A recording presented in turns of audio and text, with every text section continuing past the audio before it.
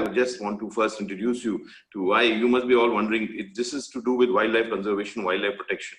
Everyone must be wondering why a police officer is so interested in wildlife protection, wildlife conservation. What is your job doing that? But first, just an introduction so that you get an idea. Um, Actually, my father was an IAS officer, and he retired as Chief Secretary of Madhya Pradesh. So as a child, I was traveling with him all over. He was commissioner in Raipur. I remember I was a kid of in 5th standard, and I used to go and see the jungles of Bastar and Raipur and all that. They were pristine. So I fell in love with all things wild and wild landscapes, and I believed I would one day become a forest officer to preserve all this beauty for the generations to come. But fate had something else in store for me. I ended up becoming a police officer, IPS officer.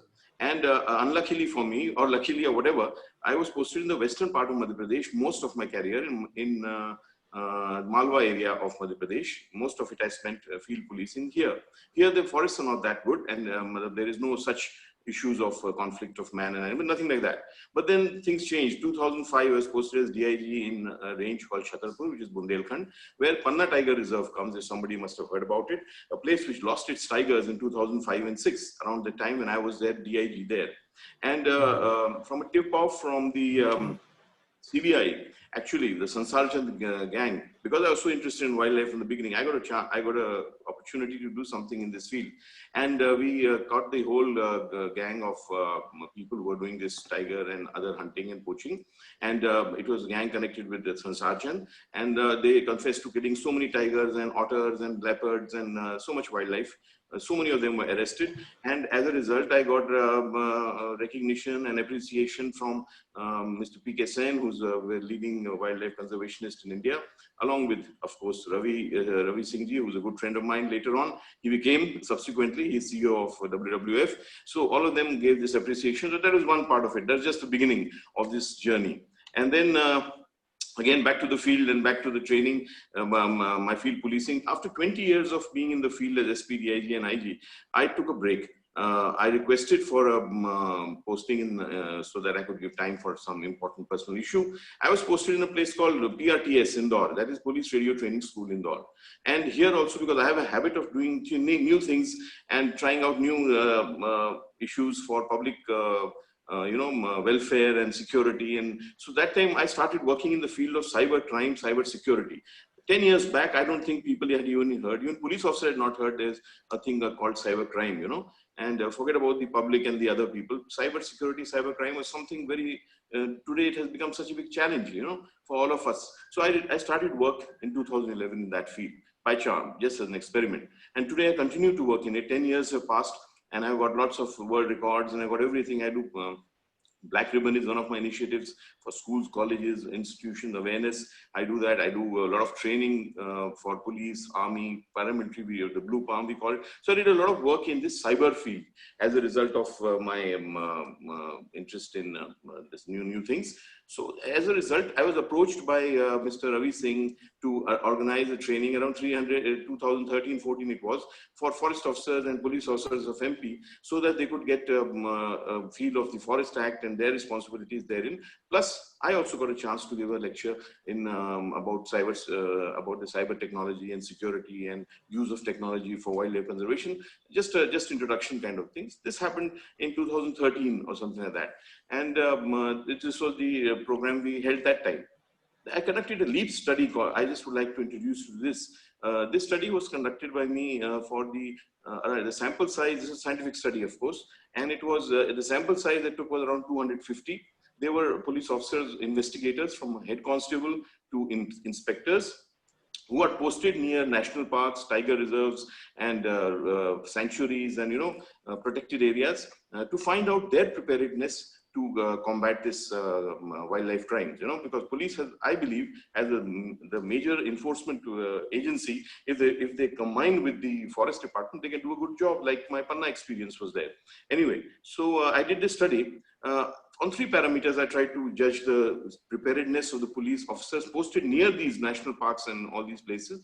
How prepared are they for combating wildlife crime? First parameter, knowledge. Do they have the knowledge that they are the sub-inspector and above is empowered to take action under the Wildlife Protection Act, and other knowledge whether they do have to actually, as part of the job, to protect the wildlife and the wild areas?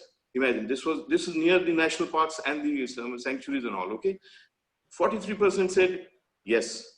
And even 22% said no. And imagine 57% obviously were those who did not have that much knowledge that they have to actually do something, or they have that power to do it. Training was the second part. Are you trained to do anything in that field? My study showed 77% said no, we have no extra training to do anything in this field. Third, which I took, was the resources. After the training and the knowledge, do you have the resource? Resource includes incentives actually, whether you do something, so will you get something in return as a reward or an award or something? 69% said no, we have no extra resources, and obviously we get nothing in return if we do something extra there. So if no resources, no training, and very less knowledge, then you know what is going to happen. So these things I believe this should change. Our heritage, our wildlife, the wild landscapes, the environment is our heritage, which we must pass on to the next generation for so many reasons. I don't want to get into that. So these three things showed me that the people posted near the forest themselves were not that aware, that equipped, and that prepared. So you must do something about it. As a result, then I was, because I had already given that lecture there, I was approached by WWF. Traffic is another international NGO. It was headed by an IFS officer. He's now gone back, of course, Tamil Nadu cadre. His name was Dr. Shekhar Neeraj. He told me that, why don't you come with us to various national parks? We have training programs. Why don't you deliver one lecture about technology? Try to introduce the forest staff to technology, how to use technology to solve crime and to solve wildlife crime and protect wildlife. That is something new. So with permission of the government, and whenever I had time, I did go. I went all around the country with them in their training programs. Of course, I had a dual interest in it. I used to get to see that landscape also. Plus, I gave some very good, in my opinion, some good inputs to the field staff there, so that they could use this technology for conservation of wildlife, which was a very important thing. Later on, when this thing picked up, the MP Forest Department, the Maharashtra Forest Department, for I think quite effective forest departments, they both approached so that they wanted that their large number of officers they would send to Indore, to my institute, PRTS, which I was heading till then, and to train them so that they can become equipped to manner. Of course, this was a great success. I had these written by Maharashtra, by the Madhya Pradesh Forest Department, by the Maharashtra Forest Department. We organized these trainings in Madhya Pradesh, in our PRTS, where forest officers from Maharashtra and Madhya Pradesh came in many batches, and they were trained in depth. My training when I used to go to with the WWF team was they used to give the wildlife part. I used to have 2 sessions for my technological input. This was in-depth training. Results were amazing. And especially in Madhya Pradesh, I can tell you, they set up a new thing called MPA, the STSF, the Special Tiger Strike Force, along with the STF. They did great work, and they did a lot of using technology to solve a lot of crimes. This was one case which is very important, which was solved by one ACF called Mr. Sirotia. There was one pangolin poached in Balaghat district of Madhya Pradesh. From that one poached pangolin, he used these technologies which we had taught them very effectively, and they ended up arresting 166 people who were part of various rackets connected to that one pangolin which they had caught. And they caught foreigners also, from Tibet, from Myanmar, and 166 people were arrested. It's an amazing result. You can never have it if you do normal investigation, unless you introduce technology into the whole picture. So when this was a great success, and I believed that investigation itself, like every department has its own, their own specialization. So our department our bread and butter is investigation. How to do good investigation. So that is, we taught investigation in the module along with technological inputs and new technology to deal with this kind of thing. So these were the results which were coming forward. And this was what we were wanting to do, to save wildlife, to save the habitat, and use cyber technology, the new technology, to protect the environment overall. That's what we were planning. Then came the Cyberclaw project. I was approached by, of course, various organizations, including Traffic and WWF and NTCA. So we designed this special project. It is coordinated by the National Tiger Control Authority. Government of India, Ministry of Forest and Environment. They are the ones who coordinated this entire project, or coordinating this entire project. Traffic, WWF, they are international NGOs, everyone knows that. They are funding this cyber claw. State forest departments, where we go for training or we call for training, are the ones who are sponsoring this this effort. Means funded by them, sponsored by the state forest department, where we go ultimately. In the pilot, we chose actually 6 forest departments, 6 tiger reserves in 6 states to first implement this as a pilot, and then if this does well, it will be obviously taken forward. I think it should be, because this is a great way to combat wildlife crime, as I told you. It is delivered by a special cyber training team, of course, which is headed by me, and I have chosen my officers with me. We are the ones who give this training. The first part of this is a 2-day field module where we go to these 6, which I told you, the 6 tiger reserves which have been identified. Which ones they are, I will tell you ahead. But this is a 2-day field module which we go and give there, where a number of officers come. And they are given some inputs. This is the theory part of it, and they introduced to concepts which maybe they have never heard, or maybe they know, and that strengthened their knowledge. Some of them are already very aware, but most of them are not very aware. You know, the forest staff is generally cut off from this kind of the new world which we all live in, the digital world. So this is introduced to them. Then the next stage would be that from these 6 field experiences, the good officers will pick up and we bring them to Indore, to my training institute here, which I'm not heading anymore, but still it is in Indore. I'm heading another institute here. So they will be trained intensively for 2 weeks with the real hands-on training to reinforce their field training part of it, which I told you about their Maharashtra and all experience. Even better things will be inputted to them so that they can upgrade their skill, their effectiveness and everything else. The old technology, there is some technologies which the forest departments are using: radio collaring, camera trapping, drone surveillance, geo fencing, all that's passé now. We're not talking about that now anymore. If you think that this is what we're teaching them, no, this is not what we're telling them. Of course, I also, in that 2-day field module, there is a personal security angle to it also. You know, everyone is using the digital world. The one which I do a lot, awareness. So a lot of people need awareness for their personal protection. So I definitely go and give one session in that 2-day module to tell them how to protect themselves also from cybercrime. That is something else. But anyway, these old techniques we are not teaching or not telling them or not training them or not hands-on. We are telling them new things which they can use. Digital intelligence collection. I believe intelligence is the bedrock from which the structure of the entire crime control or the investigation or whatever occurs. Digital intelligence gathering means internet sniffing, means so many things. Digital surveillance, that's another important thing. How to surveil the digital space, including the telecom space, how to do it according to the law, and then still get all types of information about these groups before they do anything. Big data and data analytics and tools, how to use them properly. Social media investigation, very important, darknet and all that. YouTube monitoring, many cases, one of the cases I told you that before I showed you, one 10th, 12th standard topper was arrested by YouTube monitoring. You're selling wildlife parts. Mr. Kapoor, please conclude in next 2 minutes, sir. I will. So financial trails and investigation, that is also another very important part of the entire thing we teach them. Darknet analysis, as I told you, darknet, the Tor browsers, how to crack those, how to remove those layers, reach the original digital footprints and get to the criminals. So cyber crime scene management, another very important thing. Nowadays, the crime scene is not only physical, it is a cyber crime scene. How to secure, how to preserve those, evidences which are there in the cyberspace, those equipments, how to properly package them, so this is what we are telling them. And this is what is the future. And this is what they're learning. And once they're learning this and getting to practice this, I'm sure they're going to be very effective.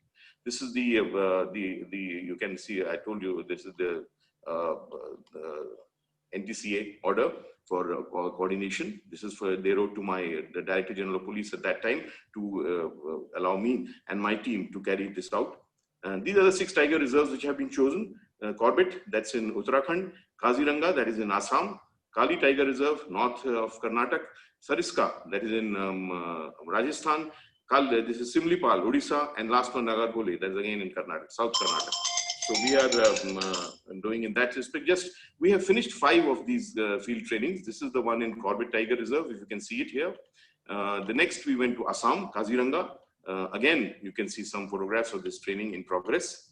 And this is the Kali Tiger Reserve, which is near Goa. And this is where we trained the people there. This is Rajasthan Sariska Tiger Reserve. We were there in also to train the people there in the field segment. And this is the last one we did till now. This is in Odisha, Bhubaneswar. The Simlipal, the facilities were not that good, so they came up to Bhubaneswar, and that's where they were again trained on the 2-day module. But a lot of appreciations have also come in from those tiger reserves and those places where we have gone. But only thing is now the pandemic has come. So the 6th one, which we had to do in Nagarhole, still pending. And the last one, the Indore-based one, is where we will call them and give them the detailed training. That is also to be done. But I'm sure it will be done very soon. This pandemic will pass, we'll win, and we'll again be back to normal, and we will finish this project. And I'm sure after we finished it, it will give a good pool of officers in all these 6 places chosen who can do good work to conserve the wildlife, conserve this heritage, and later on maybe it's taken forward. So this is my project. This is what I had to introduce you to. Thank you so much for being a good audience, for listening so patiently. Thank you. Thank you, Mr. Kapoor. Am I audible? Yes, you are. Yeah, this is very interesting thing that from the police side, you're going to forest side, and it's very interesting. And that shows that where your heart lies. The question is that, you see, you have said that this is a virtually investigation method that you've introduced, right? Am I right? It's a new investigated paradigm you have introduced. Yeah, investigation along with so many other things. Among others. But, S12 methods that they have, collars and etc., they are now of not much of use or become redundant. What is your new technology-based investigation? Can you just give us some elaboration on this, please? I told you, it is a digital investigation, digital intelligence collection. That is one. How do you go about it? I mean, that's what I mean. Just a minute. There are many things to it. Email tracing is there. We teach them how to trace emails because email is being used quite a lot for this kind of training. Then we also tell them how to do the call interception. Then how legally to do the call interception. That is the, I told you, the digital surveillance. Then we teach them how to do the social media monitoring. The information which is out there, how to monitor the YouTube, how to monitor the Facebook, how to monitor the other tools which are available. Then CDR analysis, that's a very important part of it. How to analyze CDRs, that's big data analytics. The tower dump analysis, we teach them that. The crime scene management, I told you, that is very important. How to secure the data, how to retrieve the data, how to pack that the evidence and send it for investigation, like that. There's so many angles to it. And do you have in place a dedicated personnel to look into the specialized area? Yes, I told you, there's a team headed by me, and I have got at present 3 officers working with me for this project specifically. Otherwise, this police radio training school, which is in Indore, we have developed it as a center for excellence for cyber crime training anyway. And we train police officers, army officers, paramilitary officers here in cyber crime. So there are officers here who do a lot of training for the police and the paramilitary and the army. 3 of them I have chosen who travel with me to deliver this training along with me at the field level. And this method of yours, which is working very well, has it been included in the modules of the Dehradun Institute or in the curriculum or in the Bhopal Institute? Bhopal? In where? I mean, Dehradun Forest Institute.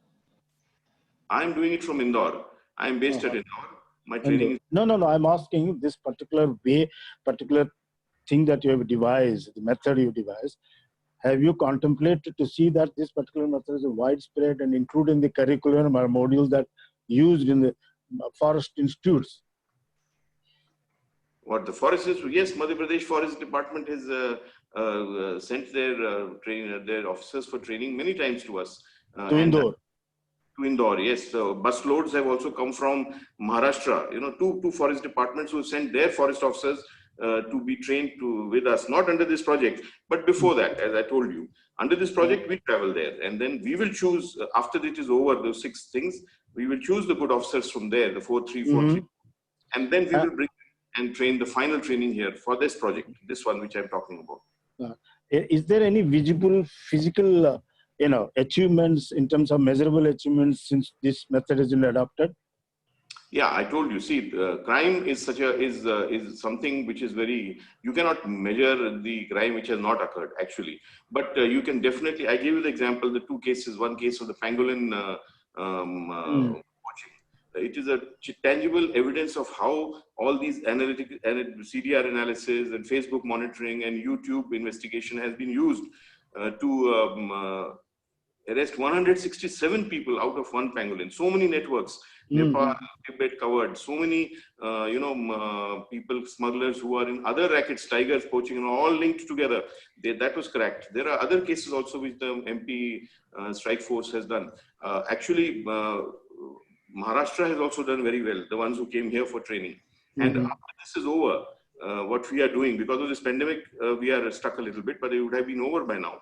But then we could have at least followed up with the other staff, what is their achievements. But I'm sure with responses I'm getting, it is definitely increasing their capability to fight wildlife crimes. That is sure, in a new dimension. And you organize this? Sorry. Basically, this is a training on cybercrime and tracing them. So what is the specificity to the tiger reserves? No, it is not a training in cybercrime, madam. It is a training in investigation and better investigation, and using the tools of modern technology to carry out better investigation of crimes which are caught, and detection plus prevention. So it is the entire gamut, from prevention. Yeah, true. I agree. I mean, probably I didn't phrase it properly. If you can arrest and if you can, already stop the crime, then obviously that is I understand that. I mean, I should have phrased it that way. No, my question, that is not my question. My question is, this is for crime in general. It could be for forest life. It could be for, people stealing artifact from the museum. It could be for any such thing. So why are you limiting it to the tiger reserves only? No, I'm not limiting it to tiger reserves. The National Tiger Conservation Authority is the one who has chosen these 6 tiger reserves where we have to first implement it. I agree. Yeah. I agree.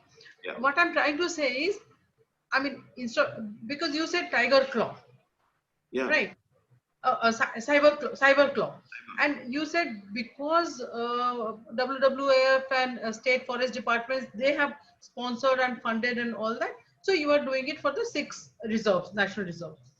But basically this is a general training. You pick up any area of expertise of the criminals, whatever it may be. It could be the endangered species, it could be the wildlife, it could be artifacts, valuable artifacts in the museum. It could be anything, or it could be secret documents from the defense, or it could be anything.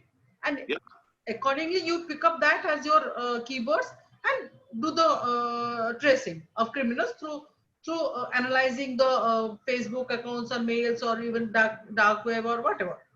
So the principles of technology which is the people are being trained are same, except the content. That's the only difference, right?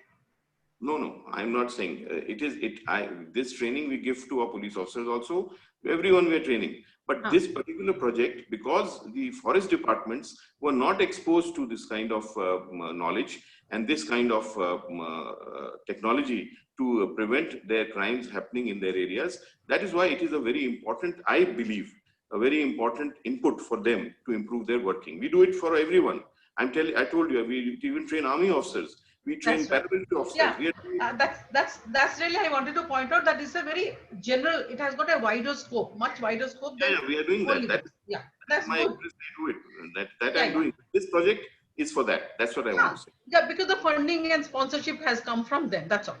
Yeah. Okay, excellent. No, that's one project. There are so many I'm doing, but this is one of them. Yeah. Yeah, got it. Very good. And not tried before. That's why. That's another important thing. Nobody has thought of it. So I thought I'll True, let me true, true. let's do Yeah, something. that's right. Like Yeah. nobody thinks about the forest officials are supposed to be using technology in a much lesser one, and Yeah. maybe as you said, the bells and the RFID and all those things. So Those are yeah, those are they're as you still said, those are passe. So those are passe. You have gone to one step upper, higher, yeah, so that right? gets something new, some new input. And you can do it for other spares also. Yeah, sure. Anybody who is interested can. Anybody wants it, yeah, excellent. Dr. Kapoor, you have another presentation, Yeah. so you can go ahead with the same.